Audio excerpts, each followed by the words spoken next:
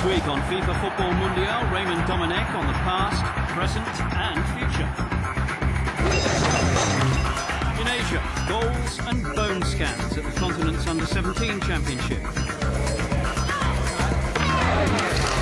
And in South America, Argentina's new kids on the block, Godoy Cruz.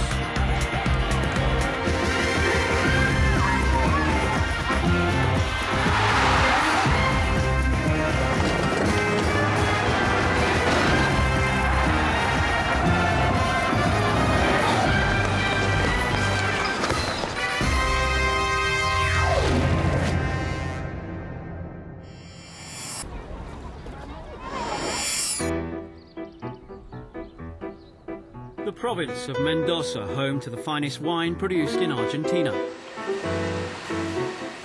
There are over 1,200 bodegas, or wine cellars here. Mendoza accounts for 70% of Argentina's wine production. It's also Latin America's most important centre for viniculture. Over the years, its reds and whites have won many an award. Its football teams haven't. 14 of the 20 clubs in Argentina's first division are based in the province of Buenos Aires, but this season, for the first time, Mendoza also boasts a top-flight side. Godoy Cruz is a district of Mendoza City. It's named after Tomás Godoy Cruz, a former statesman and businessman who was born here. Hence the name of the league's newcomers, Club Deportivo Godoy Cruz Antonio Tomba. Mendoza has been crying out for a team in the first division, but it never happened. I think up to now Mendoza has been famous because of its wine. We used to be told wherever we played that Mendozans are only good at making wine. Now we've shown we want to do more than just make wine. We're keen to make a name for ourselves amongst the big boys and create a bit of history for Mendoza. What's more, football will help with regards to tourism and other aspects of this beautiful province.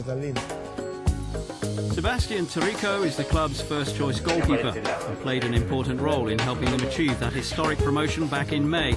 That was secured thanks to a 3-2 aggregate victory in a playoff against Nueva Chicago. More recently, Tarico played the game of his life against the mighty Boca Juniors in their legendary Bombonera Stadium. Against the odds, Godoy Cruz held the reigning champions to a goalless draw. I don't think I'll ever forget that game.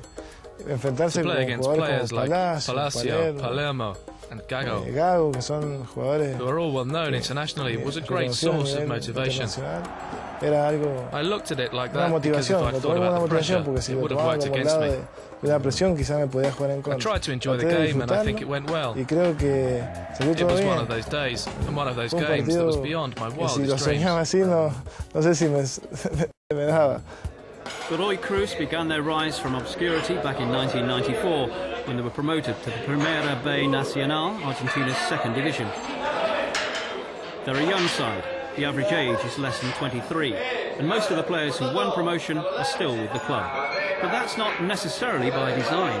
Money for new faces is in very short supply. Club president Mario Contreras. River or Boca earn 5 times more than we do from television rights. That accounts for just 20% of their total budget. For us, as a recently promoted team, and one from the interior, and by that I mean outside Buenos Aires, we earn far less from TV rights, although the figure still makes up 80% of our budget. If we don't produce players from our youth system, we can't survive. Mendoza is set against the stunning backdrop of the Andean mountain range. With over 1.5 million inhabitants, it's Argentina's 4th most populous city and was a venue for the 1978 FIFA World Cup. The 48,000 capacity stadium that was built for that tournament is now home to Godoy Cruz, as their former ground fails to match the safety standards required to host first division football in Argentina. A disappointment for their coach. Claro que me gustaría porque las condiciones son otras. Algunos partidos jugar aquí y otros partidos sí jugar en el estadio porque si vienes jugar con Boca, con River, los equipos, los denominados grandes, tenés que jugar en el estadio. Con otro equipo, los denominados chicos, podría jugar tranquilamente acá, pero la infraestructura no está para jugar un partido de primera división. Despite impressive support from the terraces, life in the top division has been far from easy. After 9 games, Godoy Cruz had won 1, drawn 5 and lost 3, and were 4th from the bottom.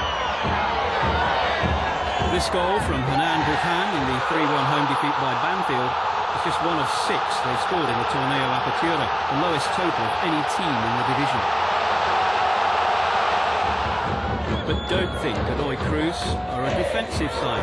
They create chances for themselves week in, week out. But inspired goalkeeping and a lack of good fortune regularly combine to frustrate them. They'll have to start picking up points soon, though. If not, the relegation averages in Argentina dictate they'll be in dire straits going into next year's Torneo Clausura.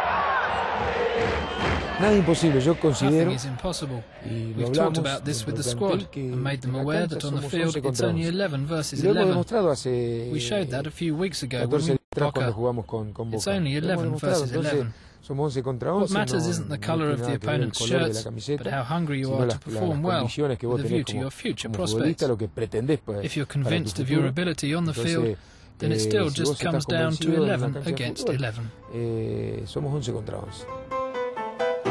After waiting so long to savour success, the club is hoping their stay amongst the elite won't prove to be a bittersweet experience. Cruz.